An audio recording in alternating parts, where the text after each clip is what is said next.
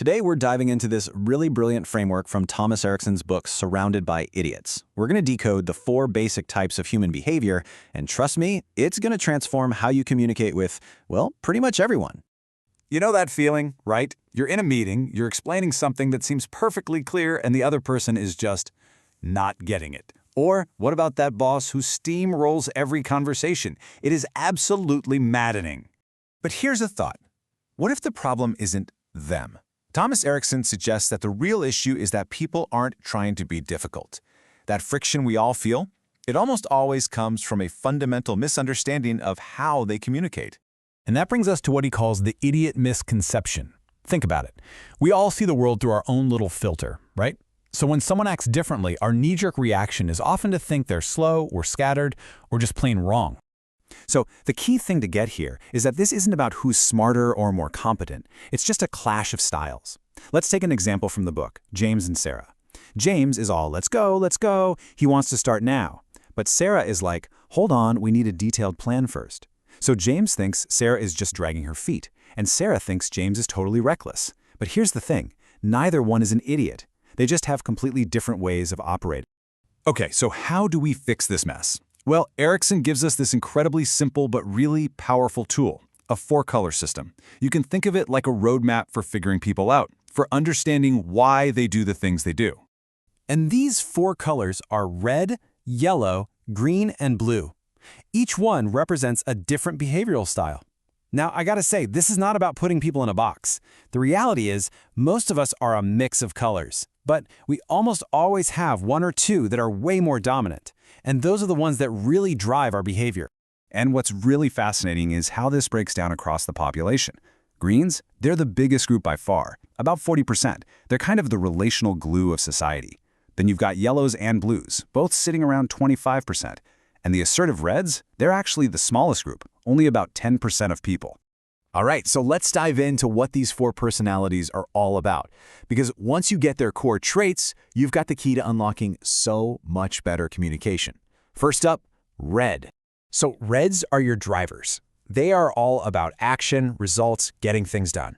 They talk fast, they decide fast, and they absolutely cannot stand wasting time. It's that whole take charge attitude, which is why, you see so many of them in leadership positions. They might come across as impatient, but it's not personal. It's just that intense focus on efficiency. Okay, next up, let's talk about yellows. These are your social butterflies, right? The storytellers, the ones who bring all the energy and optimism into a room. They are absolutely brilliant at networking and getting people excited. Their superpower is creativity and connection. But their kryptonite, it can be a real lack of follow-through after that first burst of excitement wears off. And then we have the greens. Remember, this is the most common type. They're that calm, steady, reliable force in any group. Greens are incredible listeners, they're super supportive, and they value harmony more than anything. They are the absolute backbone of a team, but man, do they resist sudden change. And last but not least, the blues. Think analysts, perfectionists. Blues run on facts, data, and pure logic. They talk with precision, and they're amazing at keeping standards high and catching those tiny mistakes everyone else misses. The downside? Well, they can get totally stuck in what you'd call analysis paralysis. And this just perfectly captures a classic clash. You've got the go, results-driven red who wants a decision now. And then you have the harmony-seeking green who needs to slow down and think about how it's going to affect the team. You can totally see how things go wrong, right? The red sees the green as indecisive, and the green just feels like the red is a total bulldozer. And here's another one you've probably seen a million times. The yellow bursts in, full of excitement about a big, new idea, telling this great story. And the blue immediately hits them with, where's the data? What's the timeline? Did you do a risk assessment? So the yellow feels like their creative spark is being crushed, and the blue is thinking, this yellow is just reckless. It's the ultimate battle of intuition versus information. Okay, so we have all this information. Now what? How do we actually use it? Well, the goal isn't to completely change who you are. The real magic is in adapting your approach. It's really about learning to speak the other person's language. So if you're talking to a red, just get straight to the point. Seriously, skip the small talk. Lead with the bottom line. Here's the goal, here's the expected result. They're going to fire direct questions at you, but don't take it personally. For them, it's just about being efficient. So just be ready to answer with confidence.